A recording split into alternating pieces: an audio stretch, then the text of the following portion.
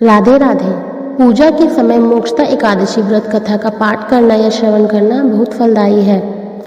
युधिष्ठिर ने एक बार भगवान श्री कृष्ण से मार्गशीर्ष शुक्ल एकादशी के बारे में बताने को कहा। तब श्री कृष्ण ने कहा कि यह व्रत मोक्षदा एकादशी व्रत के नाम से लोकप्रिय है।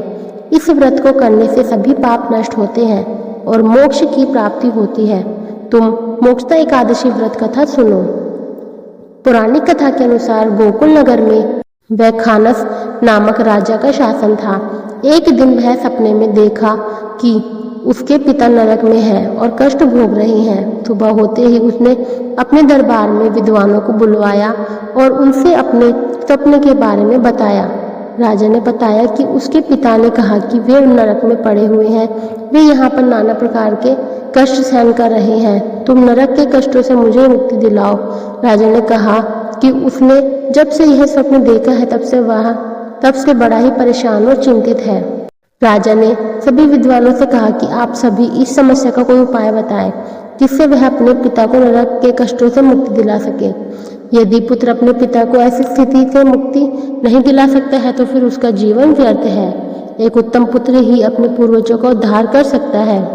राजा की बात सुनने के बाद सभी विद्वानों ने कहा कि यहाँ से कुछ दूर पर ही पर्वत ऋषि का आश्रम है।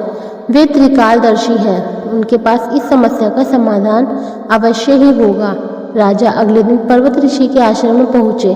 उन्होंने प्रणाम किया तो पर्वत ऋषि ने आने का कारण पूछा।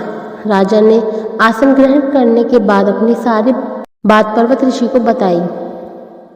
तब पर्वत ऋषि ने अपने तपोवन से उनके पिता के पूरे जीवन को देख लिया। पर्वत ऋषि ने राजा से कहा कि यह उन्होंने तुम्हारे पिता के किए गए पाप को जान लिया है। पूर्व जन्म में उन्होंने काम के वशीभूत होकर एक पत्नी को रति दी और लेकिन सौत के कहने पर दूसरी पत्नी को ऋतुदान नहीं दिया। इस पाप कर्म की वजह से वे नरक के दुख भोग रहे हैं। इस पर राजा ने उससे मुक्ति का उपाय पूछा। तब पर्वत ऋषि ने कहा कि तुम मोक्षदा एकादशी व्रत को विधि पूर्वक करो और उनके पुण्य फल को अपने पिता के नाम से संकल्प कर दो। इससे तुम्हारे पिता नरक से मुक्त हो जाएंगे। जब मोक्षदा एकादशी आई तो राजा ने विधि पूर्वक व्रत किया और पूजन किया।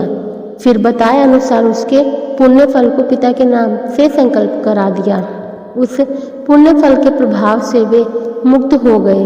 उन्होंने अपने पुत्र से कहा कि तुम्हारा कल्याण हो। इसके बाद वे स्वर्ग को चले गए। जो भी इस व्रत को करता है उसे मोक्ष की प्राप्ति अवश्य होती है।